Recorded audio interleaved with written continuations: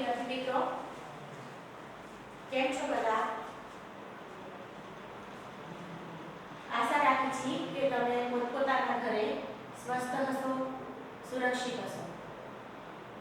મિત્રો, કહેવાય છે ને કે જો ઈરાદો બુલંદ હોય તો કોઈ પણ આંધી કે કોઈ પણ તોફાન આપણને રોકી શકતું નથી.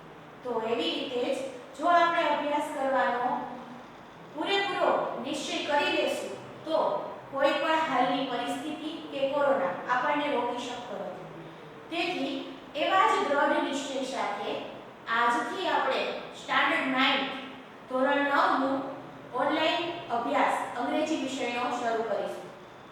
તો અંગ્રેજી વિષયની આજથી શરૂઆત કરતા પહેલા હું તમને આપણી ટેક્સ્ટ બુકની થોડીક માહિતી પહેલા આપી દઈશ.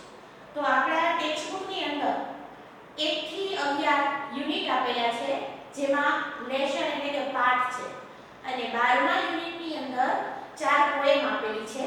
તે ટોટલ 12 યુનિટ છે, જેમાં 11 પાઠ અને 4 કાવ્ય છે. તો દરેક પાઠની અંદર આ રીતનું માળખું હોય છે, જેમાં આવી રીતે 4 વિભાગ હોય છે. પહેલો વિભાગ પ્રી ટાસ્ક. પ્રી ટાસ્ક એટલે શું? તો આપણો જે પાઠનો મુખ્ય હેતુ છે એ હેતુ સુધી લઈ જવા માટે જે આગળનો પૂર્વ તૈયારી જેને આપણે કહી શકાય, એ પૂર્વ તૈયારી માટેનો આ વિભાગ હોય છે, જેમાં તમને તમારા મુખ્ય પાઠ સુધી લઈ જવામાં મદદરૂપ થાય એવી કોઈ પણ માહિતી અથવા તો કાવ્ય, વાર્તા, કોઈ પ્રસંગ, ઘટના, કોઈ એક્સરસાઇઝ, આવી જ અલગ અલગ માહિતી આપેલી હોય છે. ત્યાર પછી છે રીડ. રીડ એટલે આપણો મુખ્ય લેસન, મુખ્ય પાઠ, જેની અંદર પાઠની સ્ટોરી હોય છે, આપણો પાઠ હોય છે. ત્યાર પછી છે ગ્લોસરી. ગ્લોસરી એટલે ટિપ્પણી, જેને આપણે ગુજરાતીમાં કહીએ છીએ, જેની અંદર પાઠમાં આવતા નવા કે અઘરા શબ્દોના સરળ ભાષામાં અર્થ અથવા તો તેના સરળ સમાનાર્થી શબ્દો આપેલા હોય છે. ત્યાર પછીનો ચોથો વિભાગ છે એક્સરસાઇઝ, જેને આપણે સ્વાધ્યાય કહીએ છીએ. તો સ્વાધ્યાયની અંદર અલગ અલગ 4 વિભાગ હોય છે. પહેલો વિભાગ છે વોકેબ્યુલરી, એટલે શબ્દાર્થને, જે નવા શબ્દો આવ્યા છે પાઠની અંદર, એને લગતી એક્સરસાઇઝ છે. એ શબ્દોને સમજવા માટેની જે એક્સરસાઇઝ છે એ આ પહેલા વિભાગની અંદર આવે છે. ત્યાર પછી બીજું છે કોમ્પ્રિહેન્શન. કોમ્પ્રિહેન્શનની અંદર પાઠને ને લગતા એક્સરસાઇઝ, એટલે કે પ્રશ્ન જવાબ છે, ખરા ખોટા છે, ખાલી જગ્યાઓ છે, કે પાઠને લગતા શોર્ટ નોટ, આવી બધી જ માહિતી આની અંદર આપેલી હોય છે. અને ત્રીજા વિભાગમાં જેને લેંગ્વેજ પ્રેક્ટિસ કહેલું છે, એની અંદર બેઝિક ગ્રામર જે હોય છે પાઠને લગતું, એ ગ્રામરના કોઈ ટોપિકને આધારિત એક્સરસાઇઝો આપેલી હોય છે. ચોથો વિભાગ છે રાઇટિંગ વિભાગ. તો રાઇટિંગ વિભાગની અંદર તમારે લેખિત જે એક્સરસાઇઝ હોય છે એવી હોય છે, એટલે કે ઈમેલ છે, લેટર છે, એસે છે, અથવા તો રિપોર્ટ રાઇટિંગ છે, આવું બધું, પેરેગ્રાફ રાઇટિંગ છે, પિક્ચર ડિસ્ક્રિપ્શન છે, આવું બધી માહિતી આ રાઇટિંગ વિભાગની અંદર આપેલી હોય છે. તો આ રીતે કોઈ પણ યુનિટ તમે લેશો 1 થી 11, એટલે એનું માળખું આ રીતનું હોય છે. હવે આપણે આપણા આજના પહેલા સેક્શનની અંદર ધોરણ 9 નું અંગ્રેજી વિષયનું યુનિટ 1 એટલે કે પાઠ પહેલો, જેનું નામ છે ચિત્તા સ્પીયર, એનો આજે અભ્યાસ કરીશું. નામ એટલે કે ટાઇટલ વાંચતા જ તમને ખબર પડે કે ચિત્તા એટલે ચિત્તાના અને ટીયર્સ એટલે આંસુ, ચિત્તાના આંસુ. નામ વાંચીને આપણને ખબર પડે કે આ કોઈ વાર્તાનું શીર્ષક હશે, ટાઇટલ હશે એવું લાગે આપણને. તો સાચી વાત છે મિત્રો, આ પાઠની અંદર 2 વિભાગ છે અલગ અલગ. એક વિભાગની અંદર એક સ્ટોરી આપેલી છે અને બીજા વિભાગની અંદર ચિત્તા વિશેની માહિતી આપેલી છે, એની વિશેની હકીકતો જણાવવામાં આવેલી છે. તો આજે આપણે એનો પહેલો ભાગ, યુનિટ 1 નો પહેલો ભાગ જે સ્ટોરી છે એનો અભ્યાસ કરીશું. હવે આપણે આજે સ્ટોરી ભણવાની છે આ પાઠની અંદર. તો પ્રી ટાસ્કની અંદર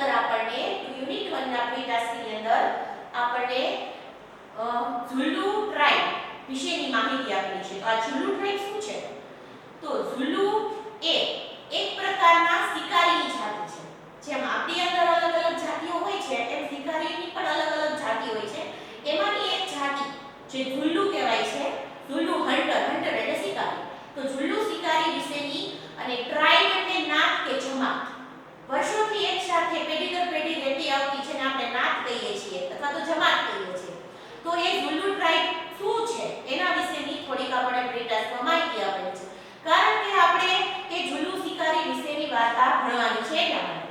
તો હું તમને થોડીક ટૂંકમાં પહેલા ઝુલુ ટ્રાઇબ વિશેની માહિતી આપી દઉં. તો આ ઝુલુ ટ્રાઇબ છે એ મુખ્યત્વે સાઉથ આફ્રિકામાં જોવા મળે છે અને 9.2 મિલિયન જેટલી વસ્તી ધરાવે છે.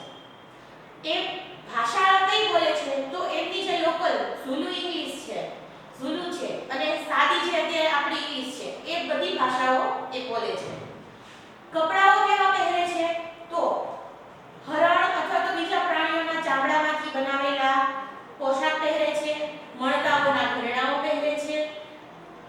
ખોરાક કેવો લે છે તો ખોરાકની અંદર એ શાકભાજી અને ફ્રૂટોનો અને ફળ અને અનાજનો તો ઉપયોગ કરે છે, પણ સાથે સાથે એ પ્રાણીઓના માંસને પણ ખાય છે.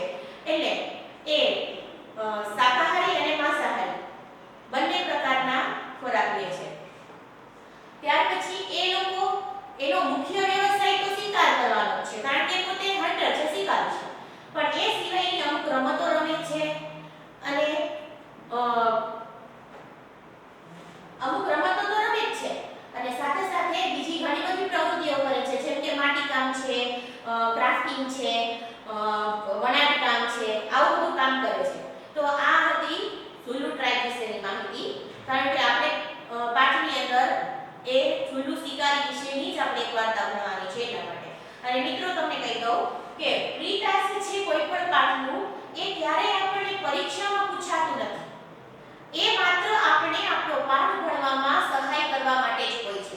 એટલે એને આપણે પાકું કરવાની જરૂર નથી હોતી, ખાલી સમજવાનું હોય છે. હવે આપણે આપણા આજના મુખ્ય યુનિટમાં એટલે કે રીડમાં જઈએ.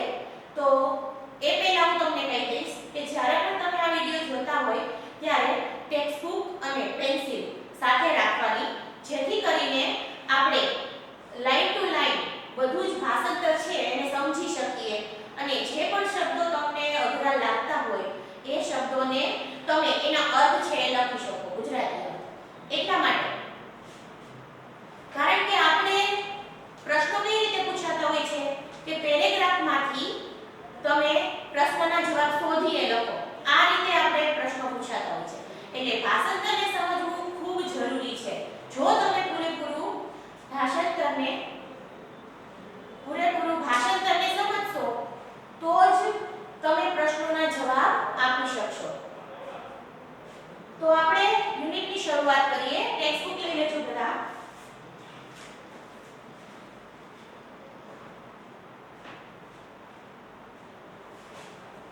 Long ago, a Zulu hunter was sitting under a tree. Long ago. એટલે અહીંયા long નો અર્થ લાંબુ નહીં, પણ સમયના અર્થમાં છે long ago. એટલે લાંબા સમય પહેલા, એટલે કે ઘણા સમય પહેલા. Zulu hunter was sitting under a tree. એક ઝુલુ શિકારી sitting એટલે બેઠેલો હતો, under a tree એટલે ઝાડની નીચે. ઝાડની નીચે બેઠેલો હતો. His name was Idi. એનું નામ ઈડી હતું. ઘણા લોકો એને એડી પણ વાંચતા હોય છે, એટલે ઈડી અથવા એડી એમાં કંઈ વાંધો નથી. He saw a large herd of deer grazing in the lush green meadow. He saw એટલે તેણે જોયું, a large એટલે વિશાળ, herd એટલે ટોળું. પ્રાણીઓના ટોળાને herd કહેવામાં આવે છે, જેમ વ્યક્તિઓના ટોળાને ગ્રુપ કહેવામાં આવે છે એવી રીતે પ્રાણીઓના ટોળાને હર્ડ કહેવાય છે. ઓફ ડીયર એટલે હરણ. હરણનું એક ટોળું ગ્રેઝિંગ એટલે ચરી રહ્યું હતું. The lush green meadow. Lush એટલે લીલુંછમ, ગ્રીન મીડો એટલે લીલાછમ ઘાસના. મીડો એટલે એક પ્રકારનું ઘાસનું મેદાન જેમાં સારું એવું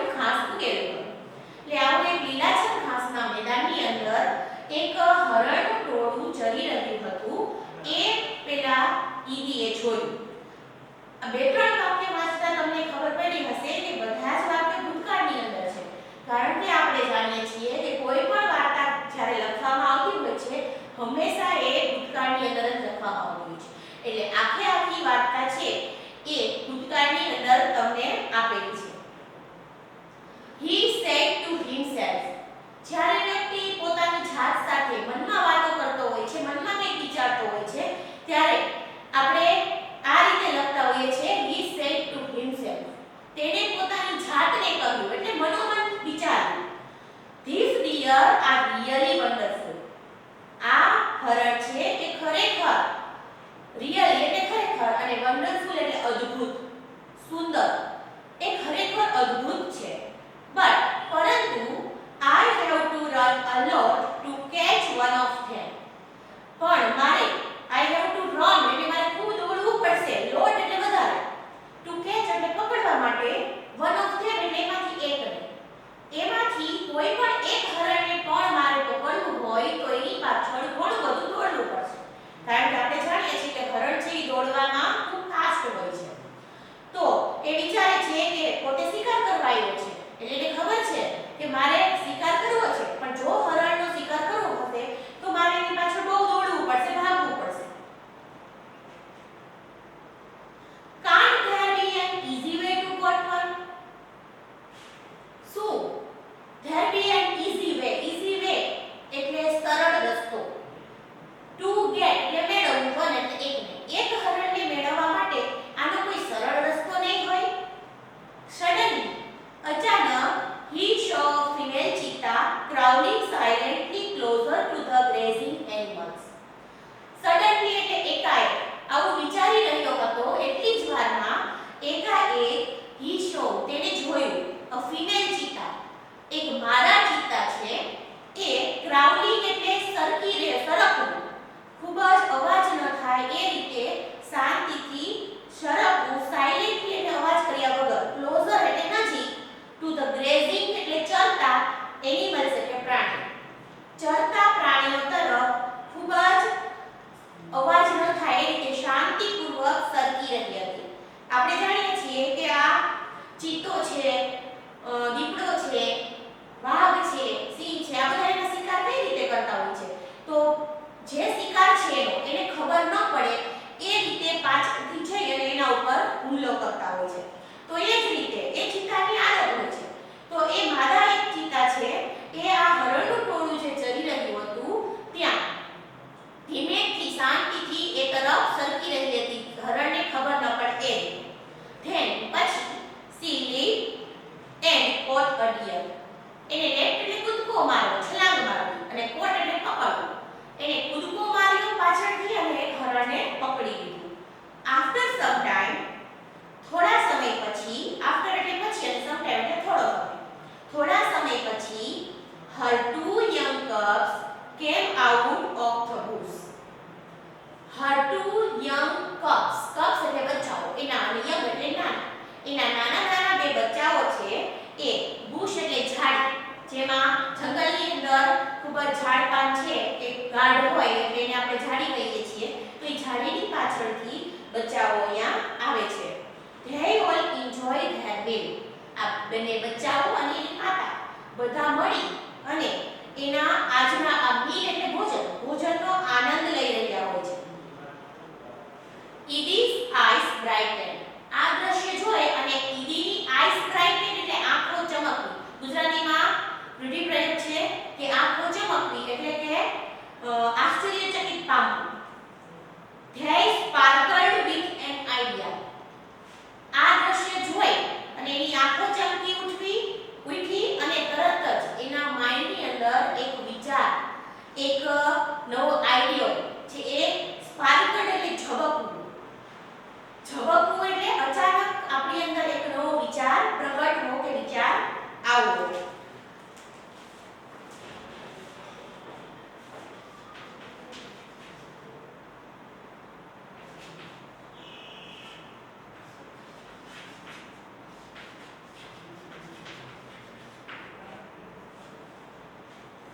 આ શબ્દ નવો છે સ્પાર્કલ, જેને આપણે ઝબકવું કહીએ છીએ. He invite the cubs. તે invites એટલે ઈર્ષા કરવી, અદેખાઈ કરવી. cubs એટલે બચ્ચાઓ. આ દ્રશ્ય જોઈ અને એ બચ્ચાઓની અદેખાઈ થઈ. Can I be lucky as these beautiful cubs? શું હું આ beautiful એટલે સુંદર, cubs એટલે બચ્ચાઓ, આ સુંદર બચ્ચાઓ જેટલો લકી એટલે ભાગ્યશાળી ન હોઈ શકું? They got their food without any effort. They got તેઓ મેળવે છે their food એટલે પોતાનો ખોરાક without any effort. without એટલે વગર, any effort એટલે મહેનત, કાંઈ પણ મહેનત કર્યા વગર એને તૈયાર પોતાનો ખોરાક મળી જાય છે. Can I have a hunter like their mother? શું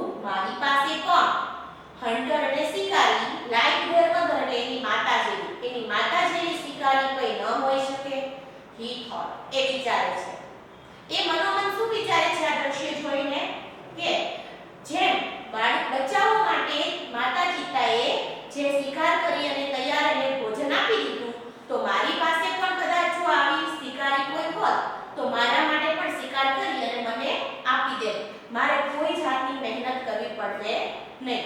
હવે આવા વાક્ય જોઈ અને આપણને એટલું સમજાય કે આ જે ઈડી છે એ સ્વભાવે આળસુ છે. શિકારી પોતે મહેનતથી શિકાર કરતો હોય છે પણ એ મહેનત કરવામાં આળસ બતાવે છે એટલે કે સ્વભાવથી એ આળસુ છે. He decided to catch a young cub and train it to hunt for him. He decided એને નક્કી કર્યું to catch એટલે પકડવું, a young cub એક નાના બચ્ચાને પકડી લેવું એવું decided નક્કી કરી લીધું. અને train it to hunt for him. train એટલે તાલીમ આપવી, શીખવાડવું. hunt for him એટલે પોતાના માટે શિકાર કરવાની તાલીમ આપવી. આપણે કોઈ પણ પશુને પાળતા હોઈએ છીએ તો એ પશુ આપણી આજ્ઞા પ્રમાણે, આપણા ઓર્ડર પ્રમાણે કામ કરતું હોય છે જ્યારે એને ટ્રેનિંગ મળી જાય છે ત્યાર પછી. તો ઈડીએ પણ એવું વિચાર્યું કે જો હું આ એક બચ્ચાને પકડી લઉં અને હું એને ટ્રેનિંગ આપું તો મોટું થઈ અને એ મારા માટે શિકાર કરી આપે, મારે જાતે શિકાર કરવાની જરૂર પડે નહીં. Then I shall only say અને પછી I shall only say મારે ફક્ત એટલું જ કહેવું પડશે, oh my dear, go and kill a deer for me. oh my dear એટલે અરે મારા વાહલા હરણ, kill a deer for me. kill એટલે મારી નાખવું, એક હરણને મારા માટે મારીને લઈ આવો એટલે કે શિકાર કરીને લઈ આવો. oh my life will be very comfortable then. અરે મારી લાઈફ, મારું જીવન છે એ ત્યાર પછી very comfortable એટલે કે ખૂબ જ આરામદાયક બની જશે. મનોમને શું વિચારે છે કે જ્યારે હું આ બચ્ચાને ટ્રેનિંગ આપી દઈશ અને આ બચ્ચું છે એ મોટું થઈ જશે પછી તો મારે માત્ર એને ઓર્ડર જ આપવો પડશે કે જા તું જઈ અને મારા માટે શિકાર કરી આવ. પછી તો મારું જીવન છે એ ખૂબ આરામદાયક બની જશે કારણ કે મારે કોઈ મહેનત કરવાની જરૂર પડશે. He was quite pleased with his own idea. તે પોતાના own idea એટલે પોતાનો જ વિચાર, પોતાના જાતે વિચાર કરવાથી એ quite એટલે તદ્દન અને pleased એટલે આનંદિત થવું, એ પોતાના વિચારથી ખૂબ જ આનંદિત થઈ જાય છે. He decided to follow cubs and steal one. A decided એટલે નક્કી કર્યું કે to follow એટલે એનો પીછો કરવો cubs no, and steal one એટલે કે બચ્ચાઓને ચોરી કરવું. steal એટલે ચોરી કરવું. એને નક્કી કર્યું કે હું આ બચ્ચાઓનો પીછો કરીશ અને એક બચ્ચાને ચોરી કરી લઈશ. From his experience, Edie knew that a cheetah never attacks a man. Edie છે એ knew એટલે જાણતો હતો that કે a cheetah never attacks a man. ચીતા ક્યારેય માણસ ઉપર અટેક કરતા નથી. અટેક એટલે હુમલો. Therefore, તેથી it was said to steal a cub. તેથી આ બચ્ચાઓની ચોરી કરવી એના માટે સરળ હતું કારણ કે આસાનીથી એનો પીછો કરી શકતો હતો અને જેવો જ મોકો મળે એટલે એ બચ્ચાઓને ચોરી કરી લે. આવા વિચાર સાથે એને બચ્ચાઓનો પીછા કરવાનો શરૂ કર્યો. He followed the cheetah family till evening. એને followed એટલે પીછો કરવો, cheetah family એટલે આ cheetah પરિવાર એટલે કે બે બચ્ચા અને એની માતા. પીછો કર્યો till evening. till એટલે એનો અર્થ થાય જ્યાં સુધી ત્યાં સુધી. તો સાંજ ન પડે ત્યાં સુધી, સાંજ થઈ ત્યાં સુધી એને આ cheetah પરિવારનો પીછો કર્યો. અહીંયા till શબ્દ આવ્યો. આ till જેનો અર્થ થાય જ્યાં સુધી ત્યાં સુધી. આનો એક ઓપોઝિટ વર્ડ છે until જેનો અર્થ થાય છે જ્યાં સુધી નહીં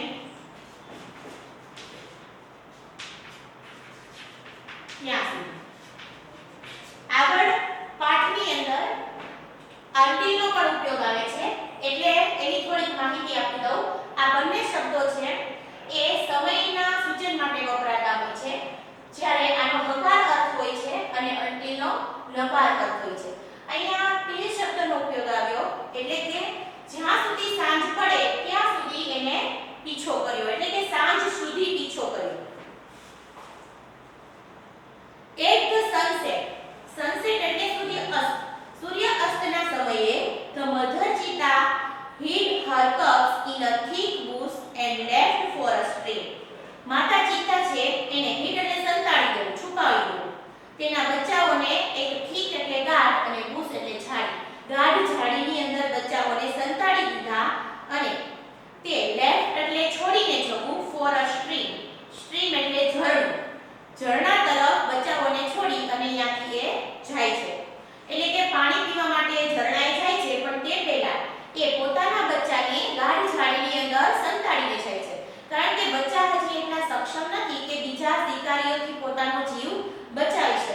એટલે એને ગાઢ ઝાડીમાં બીજાથી બચાવવા માટે એને સંતાડી દે છે. Quickly the hunter picked up his net and spear and run into the bush. Quickly એટલે ફટાફટ. આ જોતા જ એની માતા છે એ બચાવને છોડીને ગઈ એટલે એ જોતાની સાથે તરત જ a hunter એટલે શિકારીએ picked up એટલે લેવું ઉપાડી લીધું. his net એટલે જાળી અને spear એટલે ભાલો. જાળી છે એ કોઈ પણ પ્રાણીને પકડવા માટે એની ઉપર ફેંકવામાં આવે છે જેથી કરીને એ પ્રાણી છે એમાં ફસાઈ જાય અને આસાનીથી એ પ્રાણીનો શિકાર કરી શકે. અને સ્પીયર એટલે ભાલો એ પણ એક અણીદાર એવું હથિયાર હોય છે જે શિકારીઓ શિકાર કરવા માટે વાપરતા હોય છે. તો આ ભાલો અને નેટ લઈ અને એ તરત જ એ પેલી ઝાડી તરફ રેન એટલે દોડી ગયો. ને એ જાણતો હતો કે જ્યાં સુધી એની માતા સાથે હોય ત્યાં સુધી એ બચ્ચાઓને ચોરી કરી શકે નહીં. એટલે જે એ મોકાની શોધમાં હતો કે જેવી એની માતા છે એનાથી દૂર જાય એટલે હું બચ્ચાને ચોરી લઉં. તો જ્યારે એને મોકો મળ્યો એટલે તરત જ એ પોતાના હથિયાર લઈ અને ત્યાં પહોંચી ગયો. he saw two tiny cubs. તેને show એટલે જોયું, two એટલે બે, tiny એટલે ખૂબ જ નાના, cubs એટલે બચ્ચાઓ.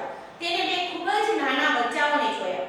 they looked at him with their bright eyes. they looked at him એટલે બચ્ચાઓ છે એ તેની તરફ શિકારી તરફ જોઈ રહ્યા હતા. their bright eyes એટલે તેઓની ચમકતી આંખો વડે.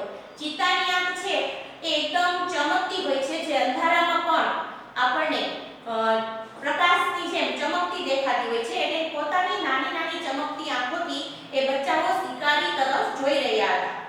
they were too young to run away. they were too young અહીંયા too નો અર્થ પણ નહીં પણ ખૂબ જ વધારે. young એટલે નાના હતા, to run એટલે દોડવા માટે, away એટલે દૂર. શિકારીને જોઈ અને દૂર ભાગી જાય એ કરવા માટે એ ખૂબ નાના હતા, પોતાનો જીવ બચાવી શકે એમ હતા નહીં. Edie threw the net over them. Edie net બચ્ચાઓ પર ફેંકી, threw એટલે ફેંકવું. And the cub were caught અને બચ્ચાઓ caught એટલે પકડાઈ ગયા. He needed only one cub but he thought એટલે એક બચ્ચાને પકડવાનો, caught એટલે પકડવું, એટલે એક બચ્ચાને પકડવાનો નિર્ણય કરેલો હતો. પણ he thought એને વિચાર્યું. જ્યારે એ બચ્ચાને પકડવા ગયો ત્યારે તરત એને વિચાર કર્યો, oh it is always better to have two slaves instead of one. it is always better એટલે હંમેશા, better એટલે વધારે સારું કહેવાય. two slaves એટલે ગુલામ, નોકર. બે નોકર હોય instead of one એટલે એકના બદલામાં. એકના બદલામાં બે નોકર હોય તો એ વધારે સારું કહેવાય.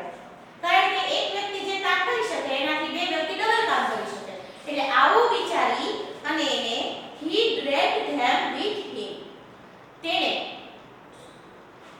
drag એટલે ઢસેડ્યું અથવા ખસેડ્યું. them એટલે તેઓને with him ઢસેડી અને ઝાડીમાં ફસાયેલા બચ્ચાઓને ઢસેડી અને લઈ ગયો પોતાની સાથે. and hid them under a big basket. hid એટલે સંતાડી દેવું, big basket એટલે મોટા ટોપલા નીચે એને બચ્ચાઓને સંતાડી દીધા. the mother cheetah returned after a while. માતા ચિત્તા છે એ રિટર્ન એટલે પાછી ફરી, આફ્ટર અ while એટલે થોડા સમય પછી. થોડા સમય પછી એ પાછી ફરી, ઝરણાએથી પાણી પીને પાછી આવી. she did not find her cubs. તેણે પોતાના બચ્ચાઓને જોયા નહીં. find એટલે જોવું. she looked all around. તેણે all around એટલે આસપાસ અને looked એટલે જોયું, આસપાસ બધે જોયું. first of all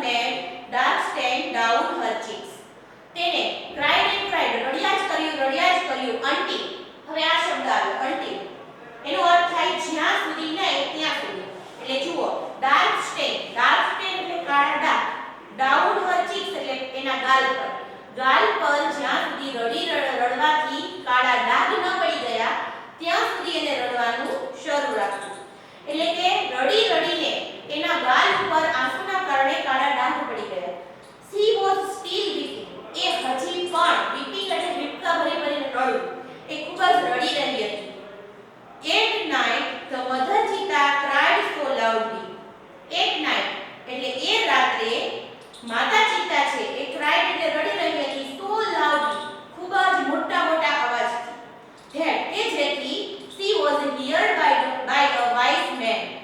Heard એટલે સાંભળવામાં આવી, by અહીંયા જો પેસિવ રચના છે કે એ રડતી હતી, એના રડવાનો અવાજ છે એ એક વાઇસ એટલે ડાહ્યો અથવા તો સમજુ માણસ જે લિવિંગ ઇન ધ વિલેજ, જે ગામમાં રહેતો હતો એના દ્વારા એનો અવાજ સાંભળવામાં આવ્યો, એટલે કે એના રડવાનો અવાજ એ સમજુ માણસે સાંભળ્યો.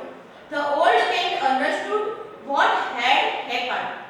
આ ઓલ્ડ મેન વૃદ્ધ માણસ છે એ અંડરસ્ટુડ એટલે સમજી ગયો કે શું બન્યું હશે, કારણ કે આ શિકારીઓ છે એ મોટા ભાગે જંગલમાં રહેતા હોય છે, પ્રાણીઓની વચ્ચે રહેતા હોય છે, એટલે એ પ્રાણીઓની અમુક હરકતોને સમજતા હોય છે કે આ પ્રકારનું વર્તન પ્રાણી ક્યારે કરે. આ રાત્રિ દરમિયાન મોટા મોટા અવાજથી આ માતા ચિતા રડી રહી હતી, તો આ વૃદ્ધ માણસને તરત સમજાઈ ગયું કે એના બચ્ચા છે એ કાં તો મૃત્યુ પામ્યા અથવા તો ખોવાઈ ગયા હોય, તો જ આ પ્રકારનું રુદન કરે, એ તરત સમજી ગયો. He immediately took his strong club and came out of his hut. He immediately એટલે તરત જ તેને પોતાનો સ્ટ્રોંગ એટલે મજબૂત અને ક્લબ એટલે ડાંગ, એક પ્રકારની મજબૂત લાકડી એ ઉપાડી અને came out of his hut પોતાની ઝૂંપડીમાંથી બહાર આવ્યો. This old man Shan, આ ઓલ્ડ મેનનું વૃદ્ધ માણસનું નામ શું હતું? શાન. Was very wise, એ ખૂબ સમજુ હતો. વાઇસ એટલે સમજુ અથવા બુદ્ધિશાળી પણ કહી શકાય.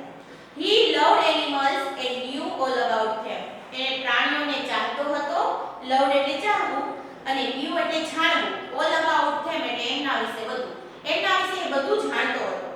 When Sano found out the hidden cubs, એ પોતાની ઝૂંપડીમાંથી બહાર નીકળ્યો અને આસપાસ જોયું ત્યારે when જ્યારે Sano found એટલે શોધી કાઢ્યા, the hidden cubs એટલે છુપાયેલા બચ્ચાઓને જોયા, એ શોધી કાઢ્યા.